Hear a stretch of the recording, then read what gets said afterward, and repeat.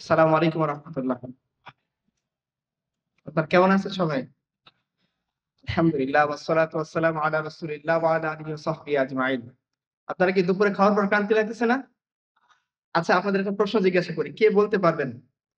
আপনারা কি জসিমউদ্দিন মানিক নামে একজন লোককে চেনেন? কে শুনছেন? কে শুনছেন? আপনারা আপনাদের ভার্সিটির একজন বিখ্যাত লোকের কথা বলতেছি। জানার দরকার ছিল না? বলেন কে জানেন যে বলতে পারবেন তার জন্য হাদিয়ার ব্যবস্থা থাকবে। সেঞ্চুরি করছেন, তাই না? কিসে সেঞ্চুরি করছিলেন? আচ্ছা।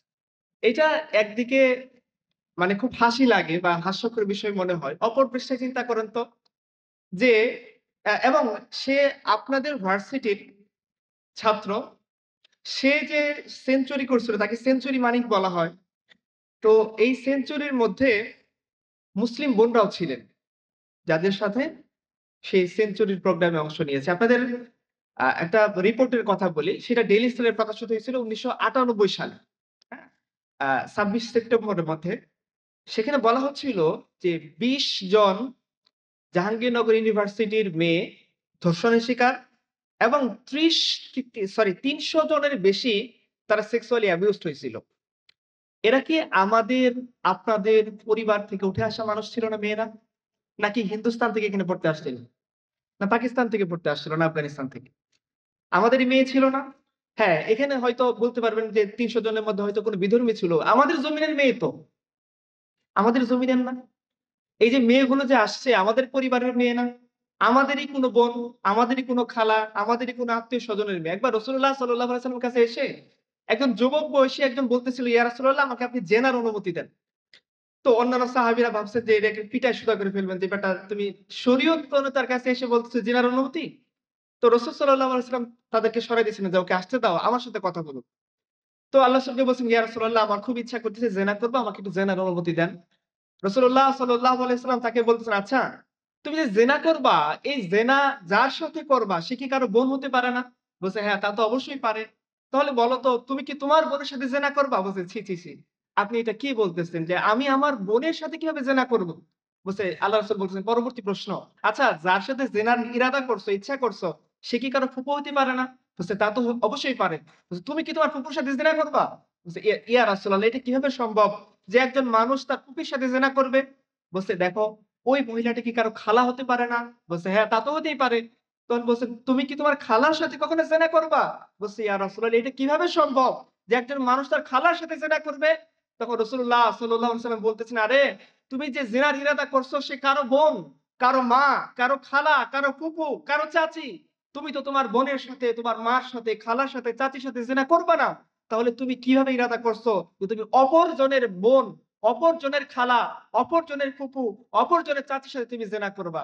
তো যে মেয়েগুলো এই সমস্ত লম্পটদের লালসার শিকার হইছে, মেক্সিমামই কি আপনি মনে করেন যে খুব মানে তারা হাসতে, হাসতে বিছানায় চলে গেছে?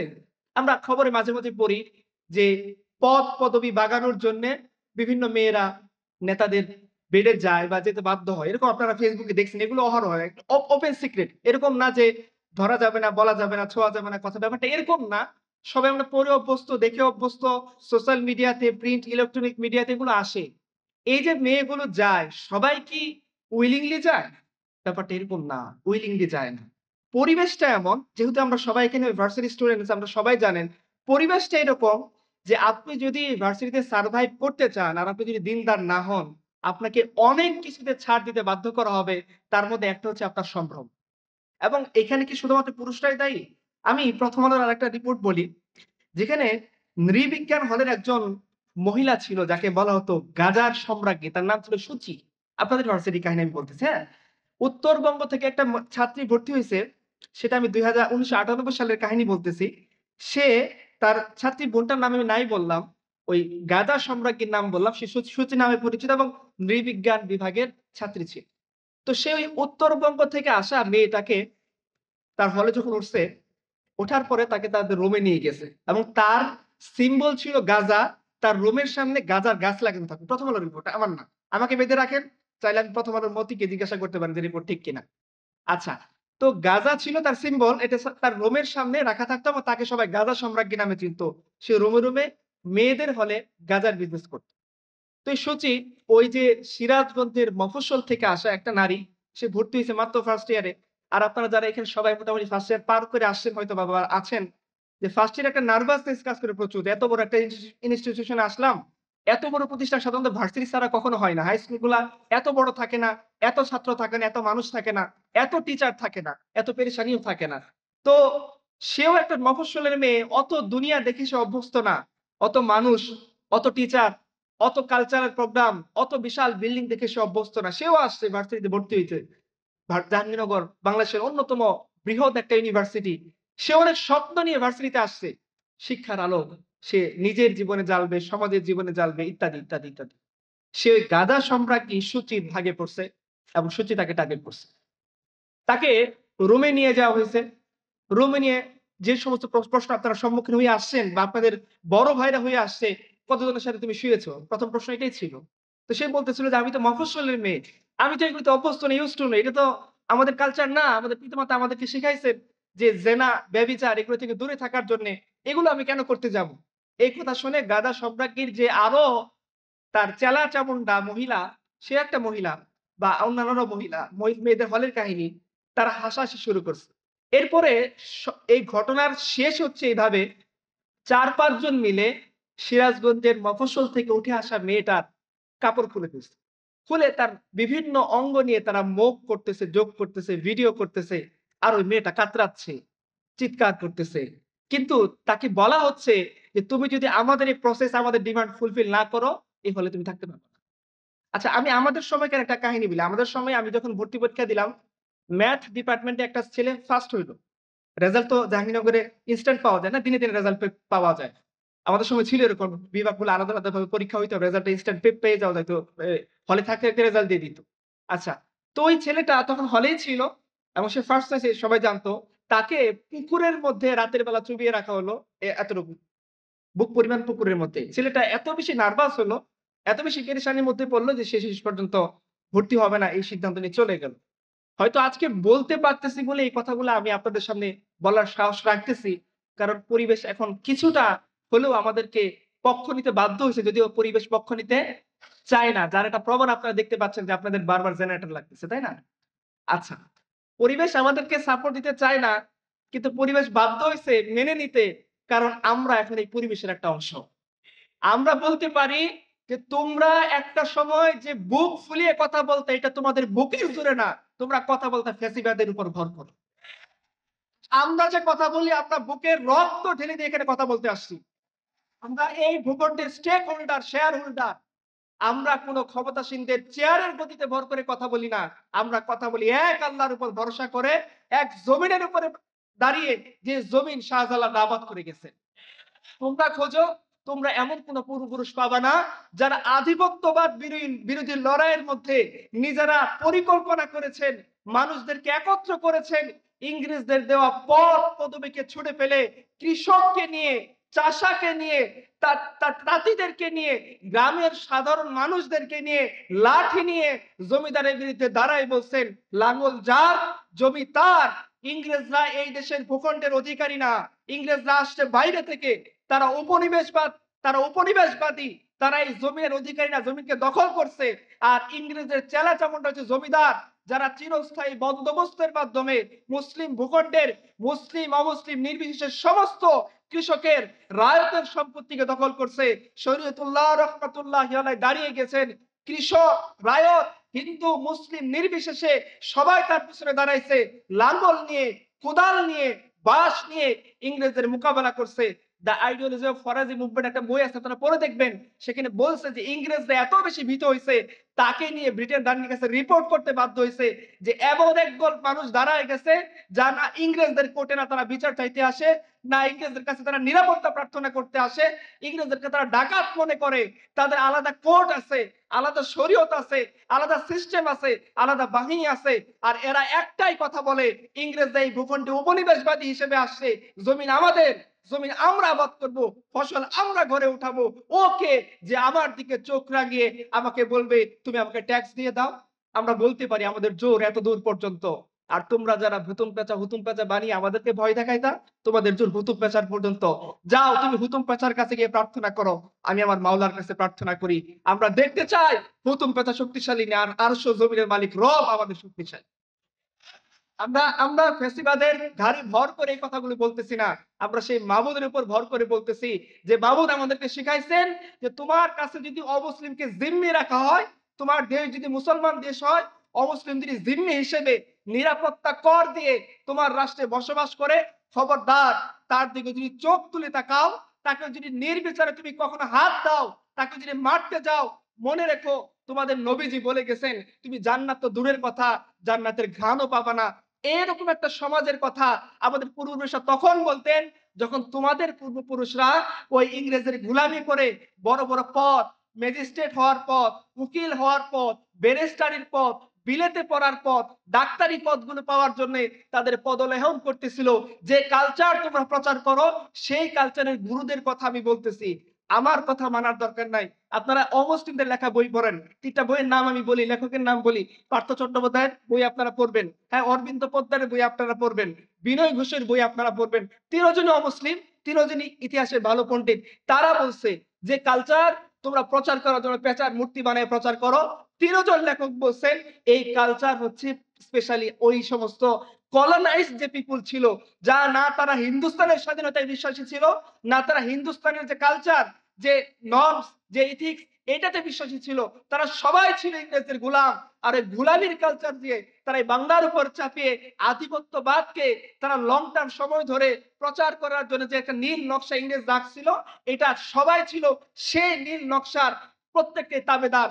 তোমরা ওই তাবেদারি করে সারা জীবন নিজেদের বুক ফুলিয়ে কৃষক রায়তদেরকে অত্যাচার করেছো। আর তোমরা সেই তাবেদারি করে এখন তোমরা এই সাধারণ ছাত্রদের দিকে চোখ তুলে তাকাও, সাধারণ ছাত্রদেরকে সিটের ভয় দেখাও।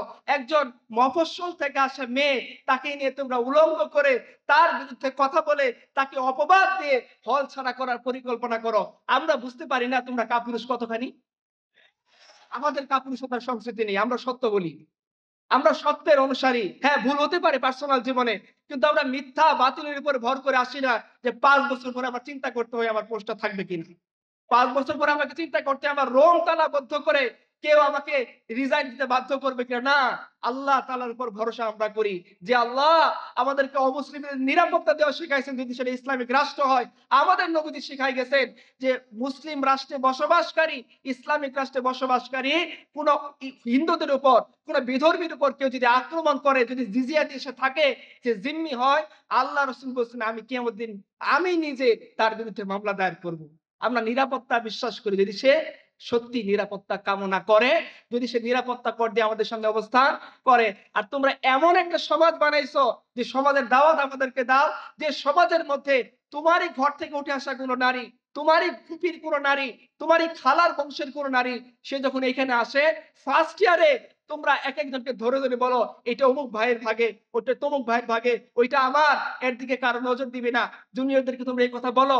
আর আমরা বলি আমাদের পূর্বপুরুষরা শিখাই গেছেন, তারা শিখাই গেছেন একজন নারী তোমার সামনে দিয়ে চলে যাবে, খবরদার তার দিকে চোখ তুলে তাকাবে না। যদি চোখ কখনো পড়ে যায় আল্লাহর কাছে ইস্তেগফার করো, তোমার পাপ হইছে, গুনাহ হইছে, কেন তুমি বেগানা নারীর দিকে তাকাইছো। হ্যাঁ, প্রথমবার ইস্তেগফার করবা, আল্লাহ তোমাকে মাফ করে দিবেন। দ্বিতীয়বার যদি তাকাও তোমার আর মাফ নাই। তুমি যে সমাজের কথা বলো হুতুম পেঁচা ভুতুম পেঁচার সমাজ, সে সমাজ একজন নারীকে এতটা অনিরাপদ করে দেয়, সে রাত্রির বেলা বাইরে বের হতে কি হয়, ভয় পায়। আর আমাদের যে সমাজ, সে সমাজের মধ্যে এমন সমাজ রচিত হয়, সে হীরা থেকে, ইয়েমেন থেকে, সানা থেকে, হাদারা মাউত থেকে সে একাকী উটের উপর চড়ে হজ করতে আসে, আর সে আল্লাহ ছাড়া কাউকে ভয় করে না। আমরা এই সমাজের কথা বলি, এরকম না যে ঠিক আছে ইসলাম যদি চলে আসে তাহলে ইসলাম এসে সব বন্ধ করে দিবে, মেয়েরা পড়াশোনা করতে পারবে, মেয়েরা এর চেয়ে ভালো নিরাপদ পরিবেশে পড়াশোনা করবে।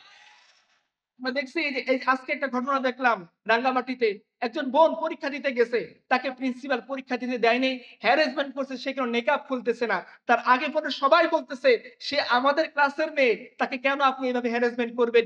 প্রিন্সিপাল তাকে পরীক্ষা দিতে দেয় নাই, তাকে বের করে দিছে। বোন বারবার বলতেছিল আমি ৩ মাসের প্রেগনেন্ট, আমার এর আগে ২টা বাচ্চা মিসক্যারেজ হয়েছে, আপনি আমাকে এভাবে হ্যারাসমেন্ট করেন না। কিন্তু তারা সেটা মানেনি। তোমরা এমন একটা সমাজের কথা বলো যে সমাজ একদিকে ভুতুম পেঁচার কাছে গিয়ে নিরাপত্তা কামনা করে।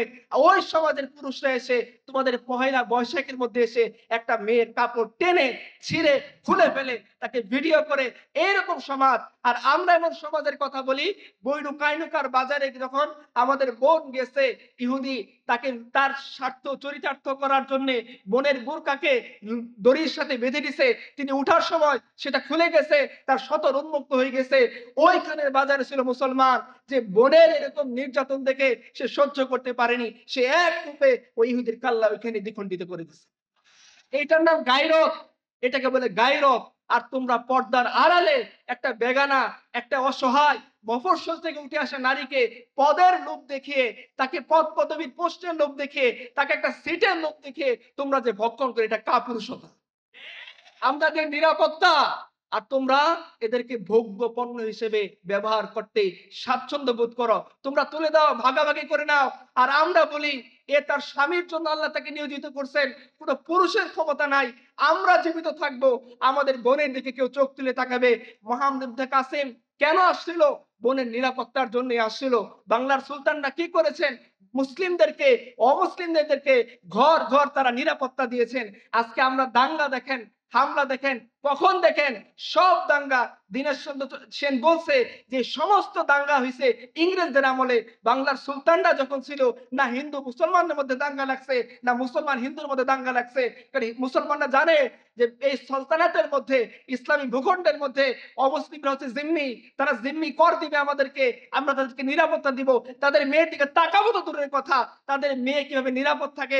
সম্রাট জাহাঙ্গীরের একটা কাহিনী বলে আমরা বিরতিতে চলে যাই। তার আমলে একটা বুড়ি আসলো, এসে বলতেছে যে আমাকে প্রত্যেক দিন রাতের বেলা কে জানিয়ে এসে খুব ডিস্টার্ব করে।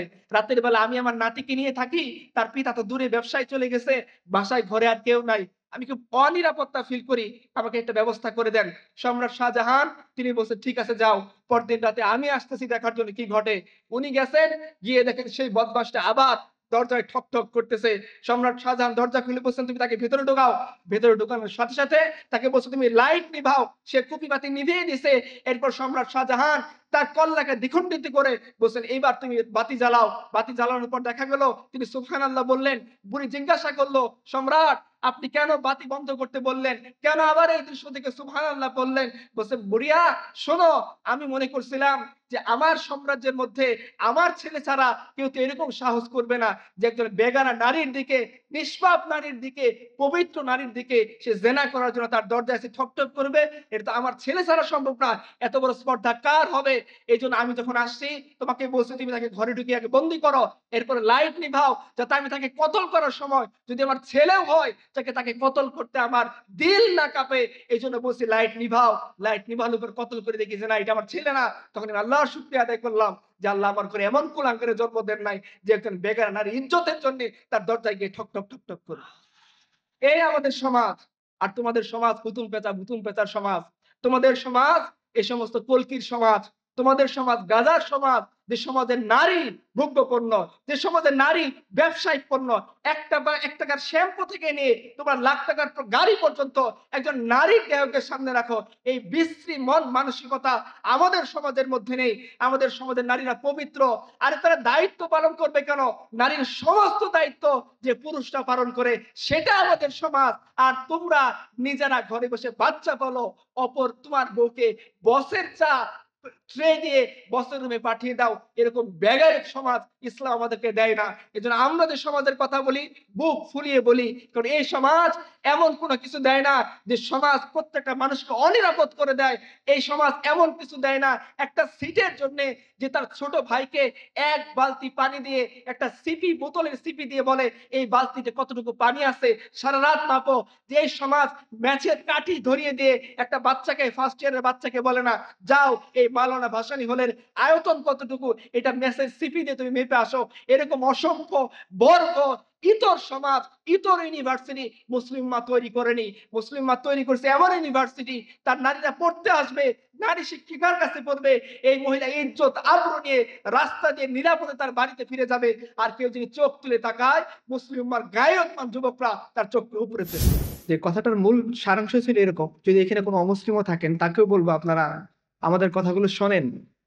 কারণ আসলে আলটিমেট ধরেন বর্ণ বৈষম্য, শ্রেণী বৈষম্য, এটা ইসলামের মধ্যে একেবারেই নেই। হ্যাঁ, হতে পারে ইসলামের মধ্যে কেউ ধনী মানুষ, ধরেন কথার কথা আমরা যদি আমাদের অন্যতম শ্রেষ্ঠ সাহাবী উসমান গনি, তার উপাধি হচ্ছে গনি, মানে তিনি অনেক ধনী মানুষ ছিলেন। কেমন ধনী? মুসলিম উম্মার 50% যার সম্পদ ছিল, আর উসমান গনির যার সম্পদ তা ছিল একাই 50%। আল্লাহ তাআলা তাকে এত বড় ধনী করে বানাইছে। উসমান গনি রাদিয়াল্লাহু আনহু তিনি যেখানে বসে খাবার খেতেন, বিলাল হাবশী রাদিয়াল্লাহু আনহু যার চেহারা হাবশা লোকের মতো, অর্থাৎ আফ্রিকান লোকদের মতো চেহারা, আমাদের মানে ইউরোপিয়ানদের মতো তোরা সাদা না, শ্বেতাঙ্গ না, তিনি কৃষ্ণাঙ্গ ছিলেন। ঠিক একই জায়গায় বসে বিলাল রাদিয়াল্লাহু আনহু খাবার খাইতেন, আবার একই জায়গায় বসে মুসলিমার সবচেয়ে ধনী ব্যক্তি তিনি হচ্ছে উসমান গনি রাদিয়াল্লাহু আনহু, তিনি একই জায়গায় বসে খাবার খেতেন। এমন হয়েছে উসমানের জামানায় রাদিয়াল্লাহু আনহু যে মানুষ দুর্ভিক্ষের মধ্যে পড়ছে, একটু অভাব অনটনের মধ্যে পড়ছে। যেমন ধরেন এখন আমরা মোটামুটি মিডিল ক্লাসের নিম্নে যারা আছেন, আমার মতো যারা নিম্ন মধ্যবিত্ত, হয়তো আমরা সম্মানের জন্য বলি আমরা মিডিল ক্লাস, আসলে আমরা মিডিল ক্লাস না, নিম্ন মধ্যবিত্ত মানুষ। দেখেন আমাদের একটা যদি রসুন কিনতে হয় চিন্তা করা লাগে না? আজ থেকে ২ বছর আগে রসুনের দাম কত ছিল? ৮০ টাকা, ৯০ টাকা, ১২০ টাকা, এখন কত? ২৭০ টাকা, ২৫০ টাকা। আগে যদি আমি এট এ টাইম ১ কেজি রসুন কিনতাম, আমি এট এ টাইম এখন ২৫০ গ্রাম রসুন কিনি। আগে আমি যদি ৫০০ গ্রাম কাঁচামরিচ কিনতাম, এখন আমি ২০০ গ্রাম কাঁচামরিচ কিনি। কারণ কাঁচামরিচ যেমন ধরেন ইরানিদের একটা প্রোডাক্ট আছে, ইয়েতেও আছে, আফগানিস্তানেও আছে, সেটাকে বলে কি বলে লাল স্বর্ণ, সেটার নাম কি? জাফরান। আমাদের কি আছে? সবুজ স্বর্ণ, তার নাম কি? কাঁচামরিচ, ১৪০০ টাকা কেজি, তাই না? আচ্ছা, তো এই ১৪০০ টাকা যখন কাঁচামরিচ, তখন আমি কতটুকু কিনবো? ১০০ গ্রাম কাঁচামরিচ কিনতেছি। মাছ বাংলা, ওই যে দেখেন স্বপ্ন কিছুদিন আগে একটা অফার দিছে না, কত টাকায় জানি, গোস্ত একটু আলু সব মিলিয়ে, আবার খিচুড়ির একটা প্যাকেজ দিচ্ছে। কেন দিতে বাধ্য হচ্ছে? এবং তাদের এই প্যাকেজটা প্রায় কোটি কোটি টাকা তারা সেল করতেছে। কেন? কারণ ম্যাক্সিমাম মানুষের যে মৌলিক প্রয়োজন সেটা কেনার ক্রয় ক্ষমতা তার কি হয়ে গেছে? সাধ্যের বাইরে চলে গেছে। কেন চলে গেছে? এই যে সমাজ, আপনি সেকুলার হন, আপনি আমার কথাগুলো শোনেন। আপনি বামপন্থী হন, আপনি আমার কথাগুলো শোনেন। আপনি ফেমিনিস্ট হন, যদি কোনো ফেমিনিস্ট ভাই থাকেন, ভাই হয়ে ফেমিনিস্ট, আপনার জন্য লজ্জা, তারপর আপনি আমার কথাগুলো শোনেন। আপনি যদি অন্য ধর্মের হন, হ্যাঁ, আপনি আপনি আমার কথাগুলো আরো মনোযোগ দিয়ে শোনেন। যে আপনি আমাদের যে সমাজ, সে সমাজের মধ্যে আপনি অনেকগুলো দরবেশ বাবা বানাইছেন, তাই না? ধরুন কথার কথা, মুন্নিসা নামে একজন লোক, এই ভদ্রমহিলা ধরা পড়লো না? তার অ্যাকাউন্টে কত টাকা ছিল? কত? আরে বলেন না, আমি তো শুনতেছি না। আপনার কাছে কয় কোটি আছে? আমরা দেন না, ২-৪ কোটি টাকা দেন এখানে। দিবেন? ৩৪ কোটির মধ্যে একবার একটা লোক সে আল্লাহর কাছে দোয়া করতেছে, আল্লাহ তুমি আমার ১০ লাখ টাকা দাও। ৫ লাখ তোমার রাস্তায় দান করে দিব। অনেকদিন ধরে দোয়া করতেছে, আল্লাহ দেয় না। এরপরে বলছে, আল্লাহ ৫ লাখ রাইখা বাকি ৫ লাখ দাও। ঠিক আছে না? তো ঠিক আছে, আপনি ৩৪ কোটি রাখেন, আমার ২ কোটি দেন ওইখান থেকে। বাকি আর টাকা আপনি রেখে দেন, ৩৫ কোটি টাকা। আছে কেউ? নাই। তার মানে আমাদের সমাজ এমন একদল মানুষ তৈরি করছে, যে মানুষ, ওই মেক্সিমাম মানুষ না, মুষ্টিমেয় কিছু মানুষের কাছে মিনিমাম কয়েকজন ২, ৪, ৫ জন দরবেশ বাবা থাকবে, যাদের হাতে শেয়ার বাজারের নিয়ন্ত্রণ থাকবে। তারা একেবারে শেয়ার বাজারে ১২০ কোটি টাকা মেরে দিয়ে রাস্তার নিম্ন মধ্যবিত্ত মানুষকে পথে বসায় দিবে। পত্রিকার খবর খুলবেন, যে লোকটা তার কাছে ছিলই ৫ লাখ টাকা, ছিল ৩ লাখ টাকা, বেক্সিং করে একটা শেয়ার কিনছে, শেয়ার বাজার ধসে গেছে, বা দুর্নীতি করে এই শেয়ারটাকে নির্মূল করে ফেলা হয়েছে, একটা কিছু করে ফেলছে।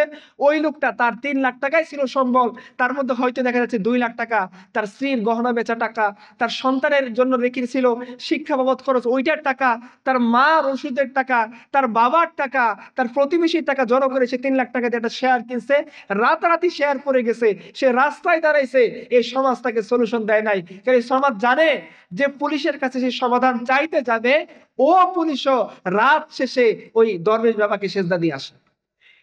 সে পাবে না, এটা ওপেন সিক্রেট, পাবে না সে। কারণ ওই যে মিডল ক্লাস, না তার হাতে টাকার জোর আছে, না ক্ষমতার জোর আছে, না তার কোনো ভাই, মামা, চাচা কোনো ক্ষমতাসীন দলের সদস্য, না সিন্ডিকেট মেম্বারের সদস্য, বা ক্ষমতাসীনদের বাড়ির পিয়নের কাছে কত কোটি টাকা থাকে? ৪০০ কোটি টাকা। এই আমাদের আগের ক্ষমতাসীন, সে আমাদের সাথে মুখ করে বলতেছে যে আমার পিয়নও ৪০০ কোটি টাকার মালিক। তোর উপর আল্লাহ লানত। আল্লাহ তোমাকে এই ভূখণ্ডের মধ্যে তুমি অবৈধভাবে অবৈধভাবে ক্ষমতা দখল করে এই ভূখণ্ডের মধ্যে তুমি কর্তৃত্ব ফলাইছো, তুমি আমার গর্ব করে বলো যে ভূখণ্ডের মধ্যে মানুষ 5,000 টাকার অফার জোগাড় করতে না পারে, তার সন্তানকে বিক্রি করে দিচ্ছে তার হসপিটাল থেকে তার ওয়াইফকে ছাড়ানোর জন্য, তুমি সেখানে গর্ব করে বলতেছো তোমার তোমার যে প্রিয় 400 কোটি টাকার মালিক, আল্লাহ লানত করবে তোমাদের উপরে। ভাইয়েরা, আপনারা যদি সত্যের কথা বলতে না দেন, সত্যের কথা শুনতে না দেন, সত্যকে আয়োজন করলে সেই প্রোগ্রামকে বিকৃত করেন, আপনি সেকুলার হন, আপনি বাঁচতে পারবেন না। এই সেকুলারিজম আপনাকেও শেষ করে দিবে, আপনার বোনকে শেষ করে দিবে। আপনি জানেন, আপনি জানেন আপনি বাধ্য হবেন আপনার পোস্ট ধরে রাখার জন্য। আপনার বোনের সাথে বেয়াদবি করছে, আপনি কিছু বলতে পারবেন না, কারণ আপনি যে দল করেন সেই দলের একজন সদস্য। আপনি দেখেন নাই 5ই আগস্টের আগে বোনদেরকে যারা পিটাচ্ছে, আরেক ভাইকে আমি দেখছি সে দুর্ভোগ করে বলতেছিল, হায় আমার জন্য দুর্ভোগ, যে ছেলেরা আমার বোনকে পিটিয়ে রক্তাক্ত করছে আমি সেই দলেরই সদস্য। আপনি এরকম অবাক হবেন। আর আমরা যে কথা বলছি যদি বলতে না দেন, আপনি ওই সমাজ পাবেন না যে সমাজের মধ্যে দরবেশ বাবা নামে পরিচিত শ্রেণী, ওরা ওদের সাথে বসে যাবে যার নিজের হাতে 5 টাকার কোনো কামানোর ক্ষমতা নাই। রাসূলুল্লাহ সাল্লাল্লাহু আলাইহি সাল্লাম দেখিয়ে দিবেন তিনি ফতে মক্কা করতে যাচ্ছেন, মক্কার উপর বিজয় লাভ করতে যাচ্ছেন। দীর্ঘদিনের একটা শ্রম, দীর্ঘদিনের পরিশ্রম, কুরবানি তার সফল হতে যাচ্ছে। তিনি গোটা জাজিরাতুল আরবের বাদশাহ হতে যাচ্ছেন। সেই মুহূর্তে রাসূলুল্লাহ সাল্লাল্লাহু আলাইহি সাল্লাম চাইলে পারতেন তার কলিজার টুকরা নাতি হাসান এবং হুসাইন, যাদেরকে রাসূল সাল্লাল্লাহু আলাইহি সাল্লাম বলছেন যে এরা দুইজন জান্নাতের সুগন্ধি ফুল, এদের ব্যাপারে রাসূল সাল্লাল্লাহু আলাইহি সাল্লাম বলছেন যে হাসান এবং হুসাইন রাদিয়াল্লাহু আনহুমা এরা জান্নাতের যুবকদের সরদার হবে, নেতা হবে। তিনি চাইলে পারতেন তার বংশের এই দুই কলিজার টুকরা নাতিকে, আহলে বাইতের সদস্যকে উটের উপর বসিয়ে দিতে তিনি চাইলে পারতেন। তার পক্ষে ক্ষমতা ছিল। তিনি তার জামাতা এবং তার চাচাতো ভাই আলী ইবনে আবু তালেবকে তিনি উটের উপর বসাইতে পারতেন। আল্লাহ রাসূল সেটা করেন নাই। তিনি উটের উপর বসাইছেন দুইজন দাসকে। একজনের নাম ছিল কি উসামা ইবনে যায়েদ, তার বাবাও দাস ছিল, তিনিও দাসের সন্তান। আরেকজন ছিল বিলাল হাবশী রাদিয়াল্লাহু আনহু। এই দুইজন সাহাবীকে রাসূলুল্লাহ সাল্লাল্লাহু আলাইহি সাল্লাম উটের উপরে বসে তিনি ফতে মক্কা করতে যাচ্ছেন। এই জন্য আমাদের যে দিন সেটা কি, এক হি সফ মে খড়ে হো গে মাহমুদ ও আয়াস, না কোই বান্দা রাহা और ना कोई बंदा नवाज, बंदा ও সাহেব ও মুহতাজ ও গনি সব এক হয়ে তেরে দরবার মে পৌঁছে তো সবই এক হয়ে। আমরা এমন দিনের কথা বলি এখানে আপনি আইডেন্টিফাই করতে পারবেন না যে কোন বেটা একেবারে নিম্ন লর মিডিল ক্লাসের সদস্য আর কার বাড়ি গুলশান বানানি বাড়ি ধাঁধায় আছে।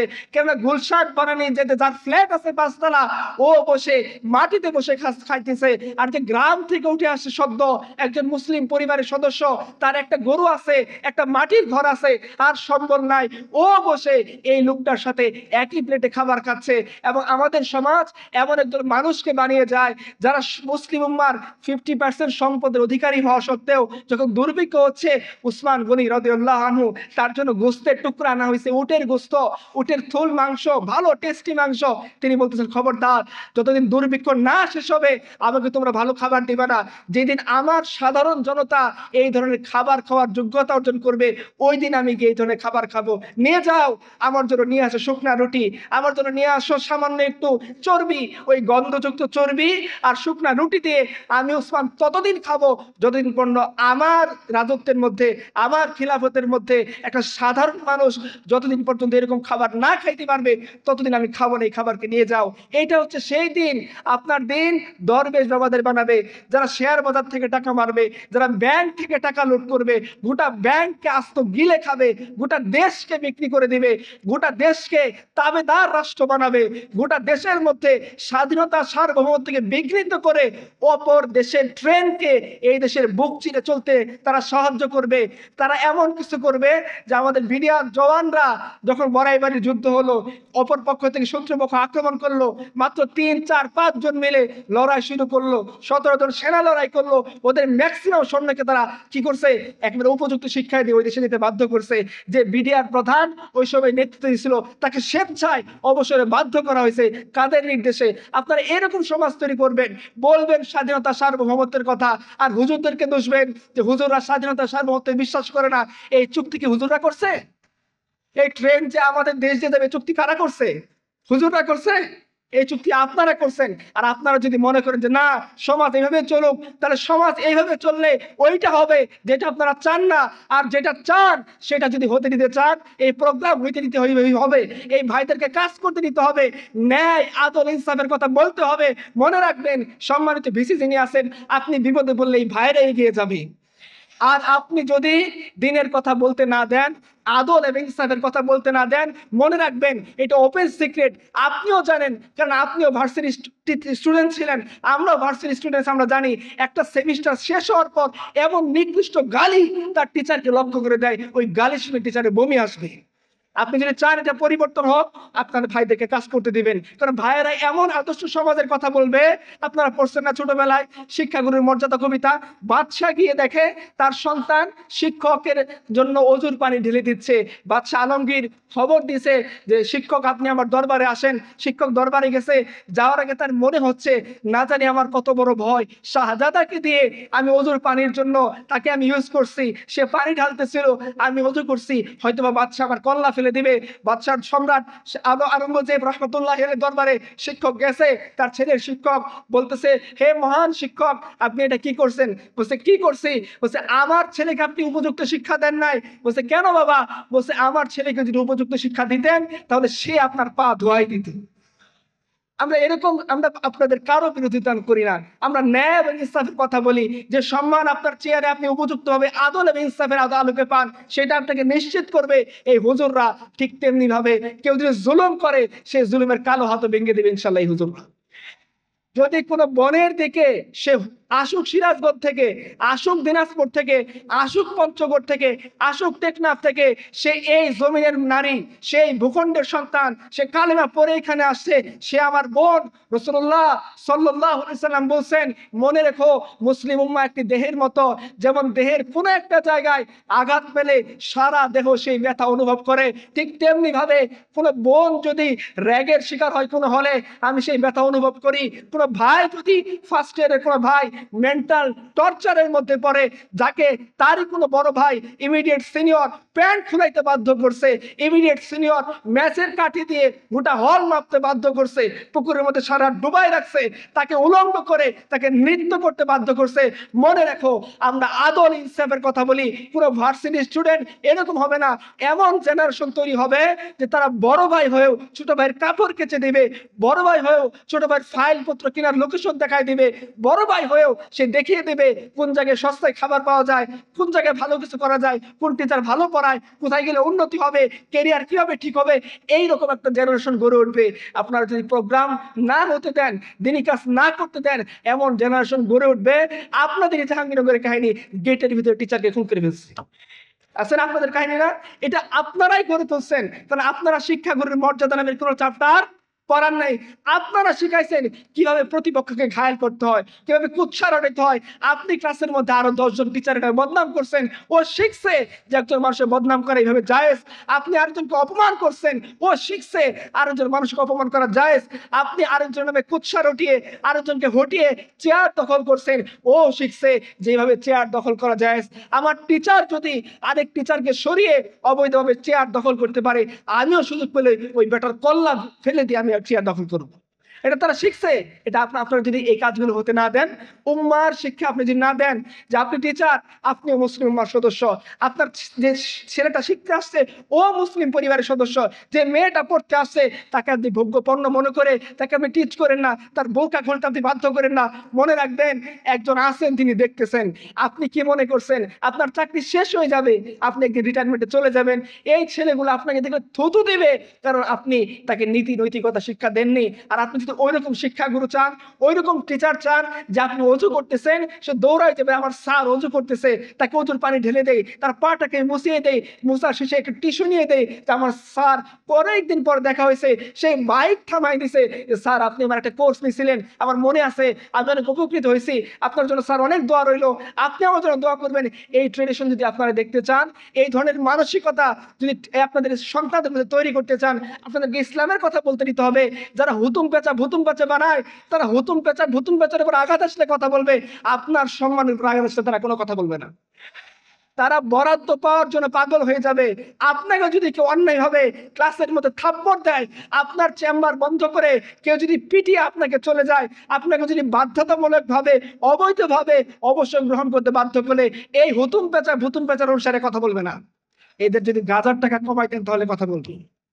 তো আমরা আপনার ভালো জেনারেশন তৈরি করার জন্য উৎসাহিত করেন, যারা এক উম্মার কনসেপ্ট ধারণ করবে, তারা মনে করবে যে আফ্রিকার কালো জঙ্গলে যে আছে সে যদি ঈমান কবুল করে সে আমার ভাই, ইউরোপের কিনারায় যে আছে সে আমার ভাই, অ্যান্টার্কটিকা মহাদেশে যে আছে যে ঈমান কবুল করছে সে আমার ভাই। রাসূলুল্লাহ সাল্লাল্লাহু আলাইহি সাল্লাম বলেছেন, তুমি ততক্ষণ পর্যন্ত ভালো মুমিন হতে পারবে না যতক্ষণ না তুমি নিজের জন্য যে ভালো মনে করো অপর ভাইয়ের জন্য তা ভালো মনে না করবা। তারা উদাহরণ আপনাকে দিবে, রাসূলুল্লাহ সাল্লাল্লাহু আলাইহি ওয়াসাল্লাম মদিনাতে হিজরত করছেন, গিয়ে তিনি আনসার এবং মুহাজিরদের মধ্যে ভ্রাতৃত্বের বন্ধন স্থাপন করে দিয়েছেন এবং আনসারী সাহাবী সাদ ইবনে রবি তার ভাগে পড়ছেন আব্দুর রহমান ইবনে আউফ রাদিয়াল্লাহু আনহু। উনি অনেক বড় মক্কার ধনী মানুষ ছিলেন, কিন্তু খালি হাতে হিজরত করে তিনি মদিনায় চলে আসছেন। সাদ ইবনে রবির ভাগে আব্দুর রহমান ইবনে আউফ পড়ছেন।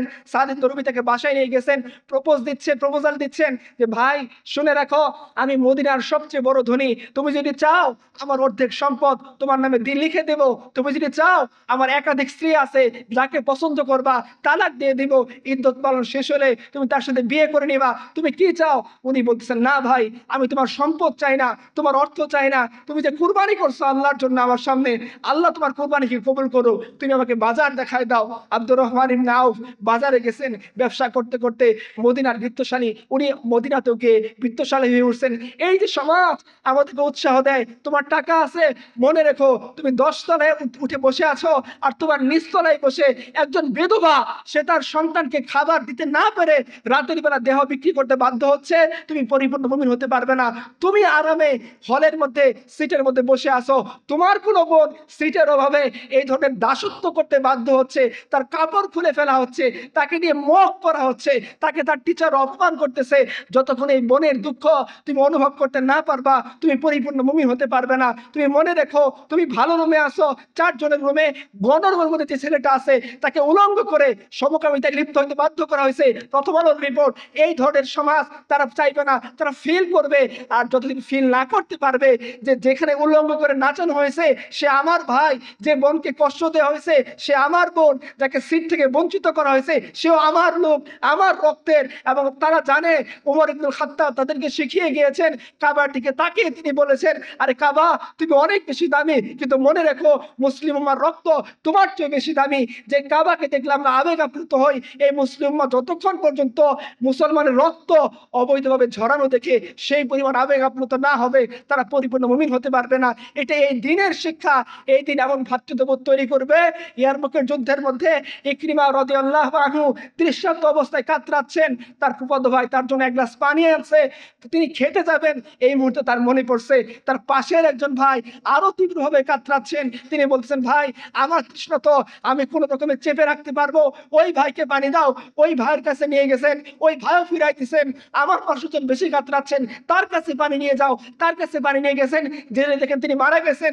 দ্বিতীয় জনের কাছে ফিরে আসছেন, তিনিও মারা গেছেন, ইকরিমাও মারা গেছেন। এই দিন এমন ভাবে শিক্ষা দিবে, নিজের তৃষ্ণা বুকে চেপে এই ভাই আরেক ভাইয়ের জন্য পানি গ্লাসকে এগিয়ে দেবে, নিজের কষ্টকে চেপে রেখে ও জানে ওর যে টাকা আছে সেটাতে পুরো মাস চলবে না, কিন্তু সে এও জানে আমার যে বন্ধু তার বাবা কৃষক, তার কোনো টিউশনই নাই, এই মাসে যদি ফি দিতে হয় তার পক্ষে সম্ভব না, তাকে অন্যায় করতে হবে। তাকে যদি পোস্ট পদবি বাগায় না নিতে পারে, একটা খারাপ কাজ না করতে পারে, সে টিউশন ফি ঢুকাইতে পারবে না। সে জানে, এই কথা মনে করে সে তার মোবাইল বিক্রি করে দিছে, সে তার সম্পদ বিক্রি করে দিছে, তার এই ভাইকে সে উত্তরণ ঘটাতে সহযোগিতা করছে। এই ধরনের সমাজ একমাত্র ইসলাম দিতে পারে। ইসলাম উম্মাহ কনসেপ্ট দিয়ে পুরো পৃথিবীকে এক করে ফেলছে। তুমি থাকো আমেরিকায়, তুমি থাকো আফ্রিকায়, তুমি থাকো হিন্দুস্তানে, তুমি থাকো যে পৃথিবীর কোনায়, তুমি যদি আল্লাহর প্রতি ঈমান আনো, তুমি যদি রাসূলের প্রতি ঈমান আনো, তুমি এই মুসলিম উম্মাহর সদস্য। তোমার দুঃখে প্রত্যেকটা মুসলিম উম্মাহর সদস্য কাটবে, তোমার কষ্টে প্রত্যেকটা মুসলিম উম্মাহর সদস্য কষ্ট পাবে। যদি কষ্ট না পায় তাহলে মনে রাখতে হবে তাদের বুকের মধ্যে যে ঈমানের বাড়ি ছিল, ঈমানের বিন্দু ছিল, সেটা নিঃশেষ হয়ে গেছে, ঈমান মিটে গেছে। এই সমাজ রাসূলুল্লাহ সাল্লাল্লাহু আলাইহি ওয়াসাল্লাম আমাদের শিক্ষা দিয়েছেন এবং তিনি ভ্রাতৃত্ববোধের এমন উদাহরণ দেখিয়েছেন, উমর বলছেন, উমর যে যদি ফোরাতের তীরে একটা কুকুরও না খেয়ে মারা যায় আমি উমর হবে আর জিম্মাদার। আর আমাদের সমাজের মধ্যে আমরা দেখি আমারই পাশে ভাই আমারই পাশে রুমে থাকে, সে সকালের খাবারটা বাঁচিয়ে তার টিউশন ফি রেডি করতেছে, তার শরীর হার্ট প্রেশার হয়ে যাচ্ছে, তার মেন্টাল প্রেশার চলতেছে, বড় ভাইরা অনুমত টর্চার করতেছে। আমি ফিল করি না। মনে রাখবো যে আমাদেরকে এক আল্লাহর সামনে দাঁড়িয়ে হিসাব দিতে হবে।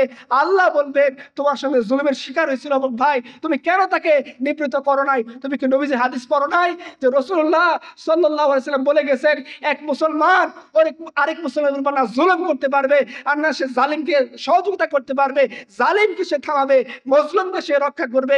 এটা মুসলমানের শিক্ষা তোমরা পড়ো নাই? এটাই ন্যায়, এটাই আদল, এটাই ইনসাফ। আমাদের আবু বকর বলছিলেন যে প্রত্যেকটা জালিম ততক্ষণ পর্যন্ত আমার কাছে দুর্বল যতক্ষণ তার হাত আমি কালো হাত না ভেঙে দিতে পারছি, প্রত্যেকটা মজলুম আমার কাছে ততক্ষণ শক্তিশালী যতক্ষণ তার অধিকার আমি ফিরে দিতে পারছি। এটা তো সেই উম্মতের শিক্ষা ছিল। যখন আমাদের সাথে রোমানদের যুদ্ধ হচ্ছে, রোমানদের বাদশা না পেরে চীনের বাদশার কাছে চিঠি লিখছে, আমাকে সাহায্য করো, কারণ আমি সৈন্য দিয়ে 3 লাখ সৈন্য দিয়ে এই বাহিনীর মোকাবেলা করতে পারতেছি না, আমাকে আরো ফোর্স পাঠিয়ে সাহায্য করো। চীনের সম্রাট জিজ্ঞাসা করছে যাদের বিরুদ্ধে যুদ্ধ করতেছো তাদের কিছু অবস্থার বিবরণ আমার কাছে পেশ করো।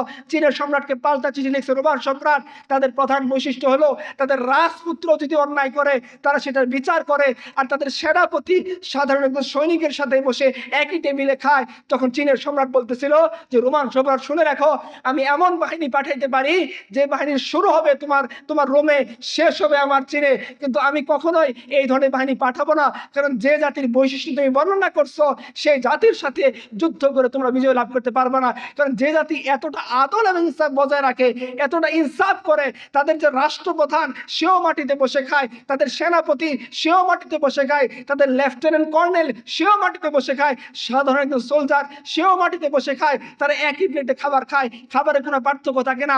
লেফটেন্যান্ট কর্নেল যদি শুকনো রুটি খায়, সাধারণ সোলজারও শুকনো রুটি খায়। লেফটেন্যান্ট কর্নেল যদি শুধু পানি খেয়ে তার ক্ষুধা নিবারণ করে, সাধারণ সোলজার সেও পানি খেয়ে ক্ষুধা নিবারণ করে।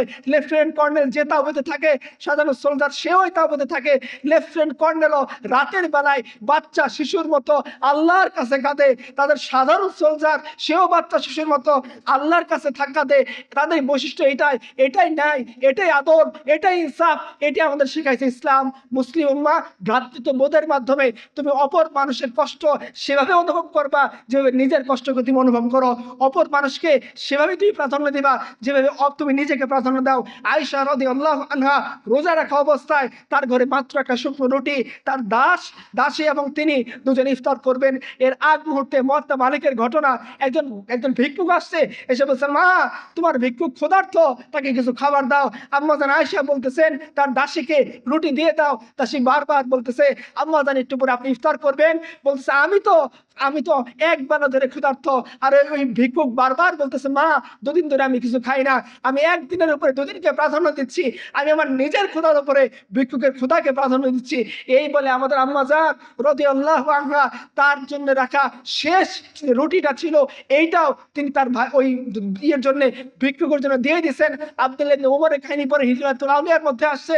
আব্দুল্লাহ ইবনে ওমর খুব অসুস্থ, তার মনে হয়েছে একটু আঙ্গুরের জুস খাইলে বোধহয় ভালো লাগবে। তার দাসকে তিনি পাঠাইছেন বাজার থেকে একটু আঙ্গুর কিনে আনো। আঙ্গুর কিনে আনছে, ভিক্ষুক এসে দরজায় দাঁড়িয়ে গেছে, বলতেছে আমাকে একটু দিয়ে সাহায্য করেন, অনেক দিন হচ্ছে আমি ভালো কিছু খাই না, আমার খুব আঙ্গুর খেতে ইচ্ছা করতেছে। সে দেখছে যে আব্দুল্লাহ ইবনে ওমরের গোলাম আঙ্গুর কিনে আনতেছে বাজার থেকে। আব্দুল্লাহ ইবনে ওমর বলেন দিয়ে দাও।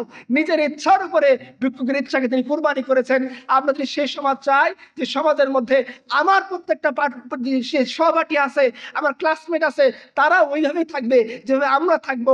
হ্যাঁ হয়তো সে আমার মতো টাকা খরচ করতে পারবে না, কিন্তু সে কখনো ল্যাপের নিচে ডুকরে কাঁদবে না, কারণ তার বাবা প্যারালাইজড, তার পক্ষে শিক্ষার খরচ বহন করা সম্ভব না, তার বাবা অসহায়, তার পক্ষে টরে যাওয়া সম্ভব না, তার বাবা অসহায়, তার পক্ষে একটা ভালো জামা কেনা সম্ভব না, এই ধরনের ডুকরে কাঁদবে না। আমি হবে সেই লোক। আমাদেরকে রাসূলুল্লাহ সাল্লাল্লাহু আলাইহি ওয়াসাল্লাম শিখিয়ে গিয়েছেন। বুখারীর ঘটনা, একজন লোক আসছে রাসূলকে লক্ষ্য করে বলছে ইয়া রাসূলুল্লাহ আমি নিজে অর্ডার দিয়ে আপনার জন্য স্পেশাল চাদরটা নিয়ে আসছি, আপনি একটু পরেন। রাসূলুল্লাহ সাল্লাল্লাহু আলাইহি ওয়াসাল্লাম পুরাতন চাদর চেঞ্জ করে ওইটা পরছেন। একজন সাহাবীর সাথে এসে বলতেছেন ইয়া রাসূলুল্লাহ এই চাদরটা আমার পছন্দ হয়েছে, আমাকে হাদিয়া দিয়ে দেন।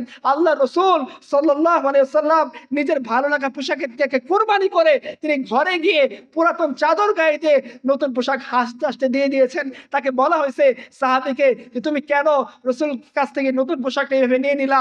বলতেছে ভাই আমার দুনিয়ার কোনো লালসার কারণে আমি নিয়ে নেই, আমার খুব ইচ্ছা ছিল রসুলের চাদরটা দিয়ে যাতে আমার শেষ যে অন্তিম পরিণতি তখন যখন হয়ে যাবে, মৃত্যু হয়ে যাবে, আমার যেন লাশটা রসুলের চাদর দিয়ে মুড়িয়ে দিয়ে কবর দেওয়া হয়, এই কারণে আমি নিয়েছি।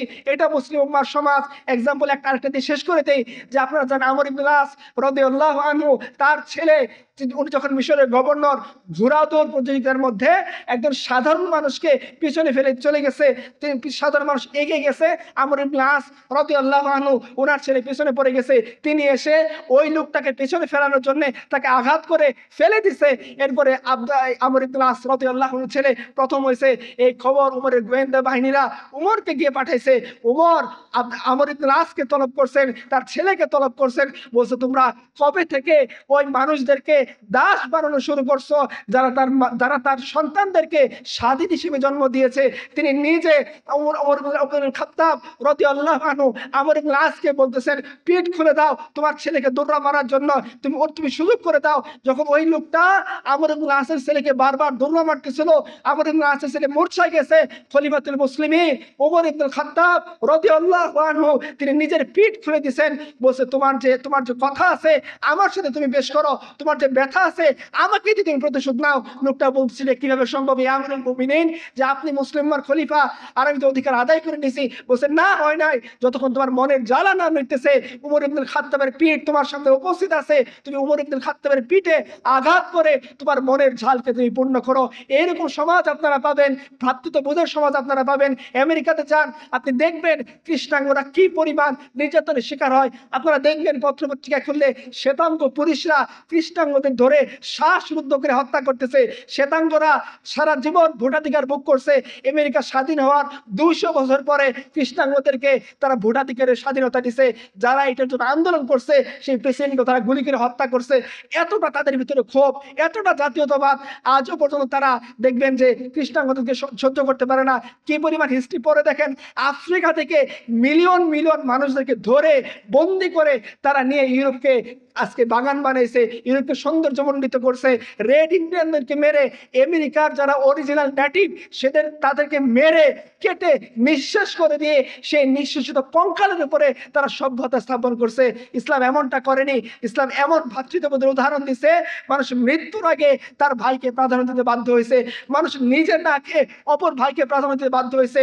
উমর ইবনে খাত্তাব নিজে না খেয়ে দুর্ভিক্ষের সময় তাকে সামনে যখন আনা হয়েছে ওটের গোস্ত উসমানের মতো, তিনি বলছেন না আমি কোনোদিন এই গোস্ত খাবো না যতক্ষণ আমার সাধারণ প্রজা সে যতক্ষণ এই গোস্ত না খাইতে পারবে। তাকে শুকনো রুটি দেওয়া হয়েছে, নরম তুলতুলে রুটির বদলে কাঠ ফুটা রুটি দেওয়া হয়েছে। তিনি বলছেন এটি আমি খাবো, কারণ আমার প্রজারা এখনো পর্যন্ত ওইভাবে সবাই এই নরম তুলতুলে রুটি আর রুটির সাথে হালুয়া খাওয়ার যোগ্যতা অর্জন করে নাই।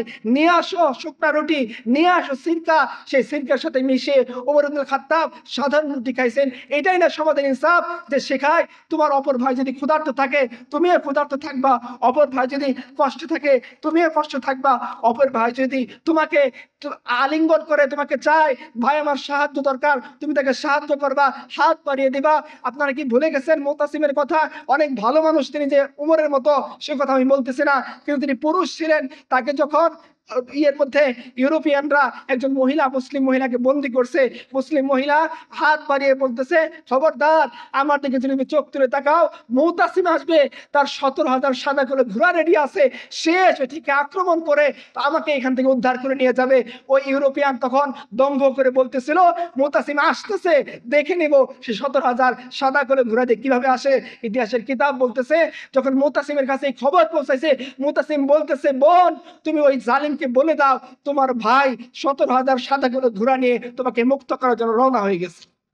এটা হচ্ছে সমাজ, যে সমাজের মধ্যে নারীরা যারা নিরাপত্তা চান এই সমাজ চান, পুরুষরা যারা অধিকার চান এই সমাজকে চান, শিক্ষকরা যারা সম্মান চান এই সমাজকে চান, ভিসি যিনি তার অধিকার চান এই সমাজকে চান, সিন্ডিকেট যারা সমাজের মধ্যে স্বাধীনভাবে ইনসাফ কায়েম করতে চান তারা এই সমাজকে চান। এই ছেলেদেরকে কাজ করতে দেন, এরা ইনশাল্লাহ আপনাকে লাঞ্ছিত করবে না, এরা ইনশাল্লাহ আপনার মেয়ের দিকে চোখ তুলে তাকাবে না, এরা ইনশাল্লাহ কোনো ধরনের দুর্নীতি করে তাকে খাওয়ার ধান্দায় অপর শিক্ষকের গলায় ছুরি চালিয়ে দেবে না। এরা আপনাদেরকে নিরাপত্তা দিবে, এরা সমাজকে নিরাপদ করবে, এরা জাহাঙ্গীরনগরকে নিরাপদ করবে। প্রত্যেকটা বোন তার অধিকার পাবে, প্রত্যেকটা ভাই ন্যায় ইনসাফ আদরের মধ্যে থাকবে, কেউ কারো দিকে চোখ রাঙাবে না, কেউ খাবে কেউ খাবে না। এই স্লোগান আপনারা দেন, কিন্তু নিজেরা গিয়ে বসে বসে ঠিকই অবৈধ সুবিধা নেওয়ার জন্য গোতাগতি করেন। এটা আমরা জানি, আমরা কোনো অবৈধ গোতাগতি করবো না। আমাদের অধিকার, যে লোকটা একজন একজন মালিক সে অধিকার তারটা ফেরত পাবে, যে দারোয়ান সে তার অধিকার ফেরত পাবে, যে বোন ভর্তি হয়েছে সে তার অধিকার ফেরত পাবে, যে ছাত্র ভর্তি হয়েছে সে তার অধিকার ফেরত পাবে, দিনের অধিকার ফেরত পাবে। কেউ কারো উপর অযাচিত হস্তক্ষেপ করতে বাধ্য করবে না। এটা সেই সমাজের দিকে ডাকবে, সেই ভ্রাতৃত্ববোধের দিকে ডাকবে। এবং মোহাম্মদ আসাদ রহমতুল্লাহ বলছেন, পশ্চিমের কাছে এখনো পর্যন্ত এমন কোনো আইডিয়া নেই যেটি গোটা পশ্চিমকে সে ঐক্যবদ্ধ করতে পারবে। মুসলিম উম্মার কাছে আছে ভ্রাতৃত্ববোধ, ভাই ভাইয়ের সম্পর্ক। উনি আমার ভাই, কালেমার ভাই, ইমানের ভাই, দিনের ভাই। আল্লাহ বলছেন ইন্নাল মুমিনুনা ইখওয়া, প্রত্যেকটা মুমিন অপর মুমিনের ভাই, প্রত্যেকটা মুমিনা অপর মুমিনের বোন। একটা নির্যাতিত বোন সে পৃথিবীর যে প্রান্তেই থাকুক, আমি তাকে মুক্ত করার জন্য আমার দিল ছটফট করতে থাকবে।